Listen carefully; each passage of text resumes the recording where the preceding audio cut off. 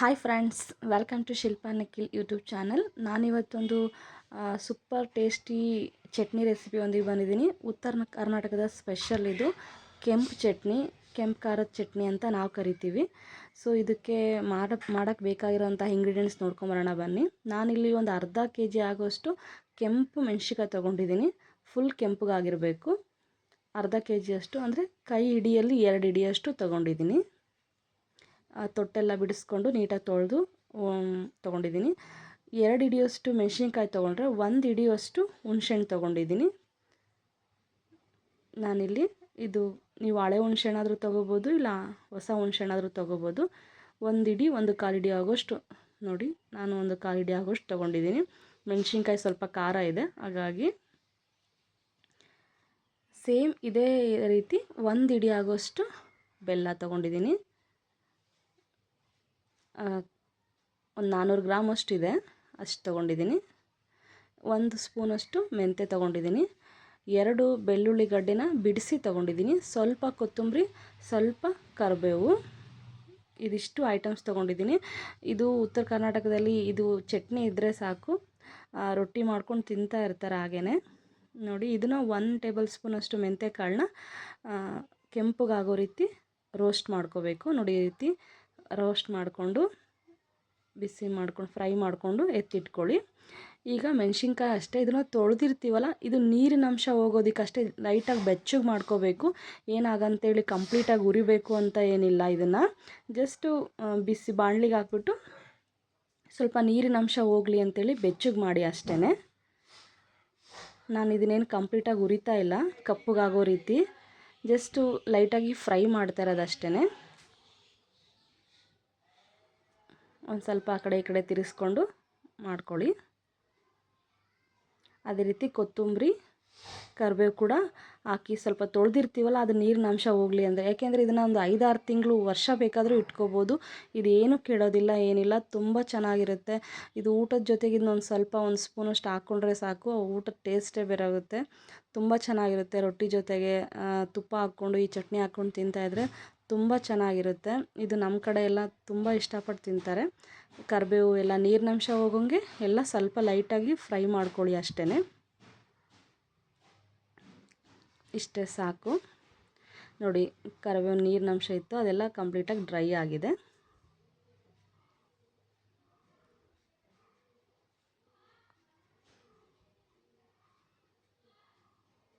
ಇದು 1 ಟೈಮ್ ಮಾಡಿಟ್ಕೊಂಡ್ರೆ, ಒಂದು ಟೈಟ್ ಕಂಟೈನರಲ್ಲಿ ಹಾಕ್ಬಿಟ್ರೆ ಒಂದು 4ರಿಂದ 5 ತಿಂಗಳವರೆಗೂ ಇಟ್ಕೋಬೋದು. ಏನು ಕೆಡಲ್ಲ, ಏನಿಲ್ಲ.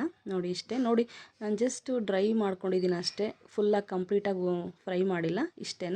ಇವಾಗ ಇದನ್ನು ಸ್ಟವ್ ಆಫ್ ಮಾಡಿಬಿಟ್ಟು ಸೈಡಿಗೆ ಎತ್ತಿಟ್ಕೊಳ್ಳೋಣ. ಇವಾಗ ಒಂದು ಕಲ್ಲು ಕುಟಾಣಿ ತೊಗೊಳ್ಳೋಣ. ಕುಟಾಣಿ ನೋಡಿ, ಈ ಕುಟಾಣಿನೂ ಕೂಡ ನೀಟಾಗಿ ಕಂಪ್ಲೀಟಾಗಿ ಒರೆಸ್ಕೋಬೇಕು. ಇದಕ್ಕೆ ನೀರಿನ ಅಂಶ ಏನೂ ಸೇರಬಾರ್ದು, ಏಕೆಂದರೆ ತುಂಬ ತಿಂಗಳಿಡೋದ್ರಿಂದ. ಹುಣಸೆಹಣ್ಣ ಜಸ್ಟ್ ಇದಕ್ಕೆ ಹಾಕ್ಬಿಟ್ಟು ಸ್ವಲ್ಪ ಒಂದು ಕುಟ್ಟಬೇಕು ಅಷ್ಟೇ. ಏಕೆಂದರೆ ಇದನ್ನೇ ಡೈರೆಕ್ಟಾಗಿ ಇದಕ್ಕೆ ಹಾಕಿದರೆ, ಮಿಕ್ಸಿಗೆ ಹಾಕಿದರೆ ಅದು ರುಬ್ಬಲ್ಲ. ಹಂಗಾಗಿ ಈ ಥರ ಹಳ್ಳಿ ಕಡೆಯಲ್ಲೆಲ್ಲ ಆದರೆ ಒಳ್ಕಲ್ಲಲ್ಲಿ ರುಬ್ಕೊಂಬಿಡ್ತಾರೆ, ಹಂಗೆ ಡೈರೆಕ್ಟಾಗಿ ಹಾಕ್ಬಿಡ್ಬೋದು. ಸೊ ಇಲ್ಲಿ ಸಿಟಿಯಲ್ಲಿ ಒಳ್ಕಲ್ಲು ಸಿಗಲ್ಲಲ್ಲ, ಹಾಗಾಗಿ ಈ ಥರ ಕುಟಾಣಿ ಇದ್ದರೆ ಅದನ್ನ ಸ್ವಲ್ಪ ಚೆನ್ನಾಗಿ ಮೆತ್ತಗೆ ಮಾಡಿಕೊಂಡು ಸಾಫ್ಟ್ ಮಾಡ್ಕೋಬೇಕು ಎಲ್ಲನೂ. ನೋಡಿ, ಈಗ ಮೆಣಸಿನ್ಕಾಯಿ ಅದನ್ನೆಲ್ಲ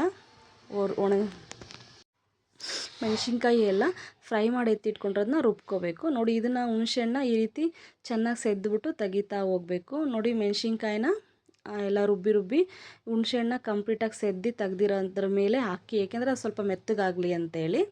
ಇವಾಗ ಕಂಪ್ಲೀಟಾಗಿ ಎಲ್ಲ ಹಾಕ್ಬಿಟ್ಟು ಮಿಕ್ಸಿಗೆ ಹಾಕಿ ಕಂಪ್ಲೀಟಾಗಿ ರುಬ್ಬೋದು. ಇದನ್ನು ಅದು ಫಸ್ಟ್ ಸ್ವಲ್ಪನೇ ರುಬ್ಕೊಂಡು ಕುಟ್ಟಿರೋಂಥ ಹುಣಸೆಹಣ್ಣು ಮೇಲೆ ಹಾಕಿದ್ರೆ ಅದು ಸ್ವಲ್ಪ ನೆಂದ್ಬಿಟ್ಟು ಸ್ವಲ್ಪ ಸಾಫ್ಟ್ ಆಗಲಿ. ಮಿಕ್ಸಿಗೆ ಇಲ್ಲಾಂದರೆ ಸಿಗುತ್ತೆ ಅಲ್ಲಲ್ಲೇ ಮಿಕ್ಸಿ ಹಾಳಾಗುತ್ತೆ, ಆಮೇಲೆ ನೀಟಾಗಿ ರುಬ್ಬೋದು ಇಲ್ಲ. ನೋಡಿ, ಈ ರೀತಿ ಗ್ರೈಂಡ್ ಮಾಡ್ಕೊಂಡು ಮತ್ತೆ ತೆಗಿಬೇಕು. ಇದಕ್ಕೆ ಇವಾಗ ಬೆಲ್ಲನ ಕುಟ್ಟಿಟ್ಕೊಂಡಿರೋ ಬೆಲ್ಲನ ಹಾಕಬೇಕು. ಬೆಲ್ಲ ಹಾಕಿದ ತಕ್ಷಣವೇ ನೀರು ಹೊಡೆಯುತ್ತೆ. ಸೊ ನಾವೇನು ನೀರು ಹಾಕೋದು ಬೇಡ. ಬೆಲ್ಲ ಮತ್ತು ಬೆಳ್ಳುಳ್ಳಿನ ಈಗ ಹಾಕ್ಬಿಟ್ಟು ಸ್ವಲ್ಪ ರುಬ್ಕೊಂಡ್ರೆ ಸಾಕು, ಕಂಪ್ಲೀಟ್ ನೀರು ಥರ. ಯಾಕೆಂದರೆ ಬೆಲ್ಲ ನೀರು ಬಿಟ್ಕೊಳುತ್ತೆ, ಹಂಗಾಗಿ ರುಬ್ಕೊಳ್ಳೋಣ ಈಗ ಇದನ್ನು. ನೋಡಿ, ಎಷ್ಟು ನೀರು ಥರ ಆಗೋಗ್ಬಿಟ್ಟಿದೆ. ಇದಕ್ಕೆ ನೀರು ಹಾಕಿಲ್ಲ, ಬರೀ ಬೆಲ್ಲನೇ ಅಷ್ಟು ನೀರಂಶ ಬಿಟ್ಕೊಂಡಿದೆ. ಈಗ ಇದನ್ನು ಹುಣಸೆಹಣ್ಣಿನ ಮೇಲೆ ಹಾಕ್ಬಿಟ್ಟು ಸ್ವಲ್ಪ ಹೊತ್ತು ನೆನೆಯಕ್ಕೆ ಬಿಡಬೇಕು. ಅದು ಹುಣಸೆಹಣ್ಣು ಸ್ವಲ್ಪ ನೋಡಿ ನೀರು ಹಾಕಿರೋ ಥರ ಅನ್ನೋ ಥರ ಕಾಣಿಸ್ತಾ ಇದೆ. ನಿಜವಾಗ್ಲೂ ನೀರು ಹಾಕಿಲ್ಲ ಇದಕ್ಕೆ. ನೀವು ಬೇಕಾದ್ರೆ ಇದನ್ನ ಟ್ರೈ ಮಾಡಿದರೆ ನೀವು ಹಾಕಿ ನೋಡಿ, ಇದೇ ರೀತಿ ತೆಳ್ಳಗಾಗುತ್ತೆ. ಬೆಲ್ಲ ಹಾಕಿದ ತಕ್ಷಣ ನೀರು ಬಿಟ್ಕೊಂಡ್ಬಿಡುತ್ತೆ. ಇದಕ್ಕೆಲ್ಲ ಚೆನ್ನಾಗಿ ಮಿಕ್ಸ್ ಮಾಡಿ ಅದು ಹುಣಸೆಹಣ್ಣು ನೆನ್ಕೋಬೇಕು. ಒಂದು ಬಾಣಲಿಗೆ ಹಾಕಿ ಒಂದು 5 ನಿಮಿಷ ಹಾಗೆ ಬಿಡೋಣ. ಎಲ್ಲ ನೀಟಾಗೆಲ್ಲ ಹಾಕ್ಬಿಟ್ಟು ಹುಣಸೆಹಣ್ಣಿಗೆಲ್ಲ ಕವರ್ ಮಾಡಿಬಿಟ್ಟು ಈಗ ಉಪ್ಪು ಹಾಕಬೇಕು. ಉಪ್ಪು ಹಾಕಿ 1 ಹಿಡಿಯೋಷ್ಟು ಉಪ್ಪು ಹಾಕಬೇಕು. ಈಗ ಕೈಯಲ್ಲಿ ದೊಡ್ಡ ಹಿಡಿಯಲ್ಲಿ 1 ಹಿಡಿಯೋಷ್ಟು ಉಪ್ಪು ಹಾಕಿ ನೋಡಿ ಇಷ್ಟು ಫುಲ್ಲಾಗಿ ಹಾಕಿ ಹುಣಸೆಹಣ್ಣು, ಯಾಕೆಂದರೆ ಖಾರ ಹುಳಿ ಎಲ್ಲ ತುಂಬ ಇದೆ ಅಲ್ಲ, ಸೊ ಉಪ್ಪು ಹಿಡಿಬೇಕಲ್ಲ ಅದಕ್ಕೆಲ್ಲ. ಉಪ್ಪೆಲ್ಲ ಹಾಕಿ ಒಂದು 5 ನಿಮಿಷ ಬಿಟ್ಬಿಡೋಣ. ಪ್ಲೇಟ್ ಕ್ಲೋಸ್ ಮಾಡಿ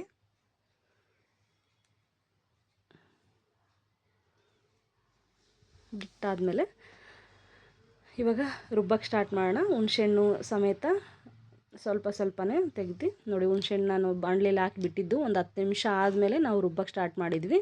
ನೋಡಿ ಇವಾಗೆಲ್ಲ ಸ್ವಲ್ಪ ಹುಣಸೆಹಣ್ಣು ಸಾಫ್ಟ್ ಆಗಿದೆ. ಇವಾಗ ಇದನ್ನು ಕಂಪ್ಲೀಟಾಗಿ ಗ್ರೈಂಡ್ ಮಾಡ್ಕೋಬೇಕು.